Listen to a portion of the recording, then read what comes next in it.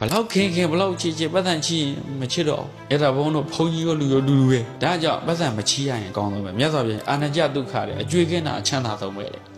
ဒုက္ခလေးပါတယ်မှာနော်အကျွေးကင်းဖို့ဆိုကိုယ်ပတ်စံချီမှရမှာဟုတ်ကိုယ်ပတ်စံရှိဖို့ဆိုတာသူ့ဆောင်ထားတယ်စီးကုတ်ခိုင်းတာမဟုတ်ဘူးနော်မိတ်ဆွေရှိဖို့ဒါအတားကြီးကတ်သေးနှဲပြန်ရင်လည်းမိတ်ဆွေမရှိဘူးမိတ်ဆွေဆိုတာကလည်းအဲ့လိုဘေးမှကျွေးမှပေးတဲ့နေရာပေးတကားခံတဲ့နေရာခံကျွေးတဲ့နေရာကျွေးအဲ့ဒါဒါနဖြစ်တယ်နော်ဒါနလည်းဖြစ်တဲ့မိတ်ဆွေလည်းရအဲ့လိုမဟုတ်ပါနဲ့တအားကြီးကိုစီးကုတ်ကော်ဒီယန်ကတ်သေးနေသူများဟာကြတော့ဗဖျက်နဲ့နဲ့သာကိုကရှင်းမဲ့အခါကျတော့ပတ်သက်အိတ်ကဇင်းနဲ့ညှိနေတာလို့မေ့ကြံခဲ့တာလို့နဲ့မထွက်ဘူး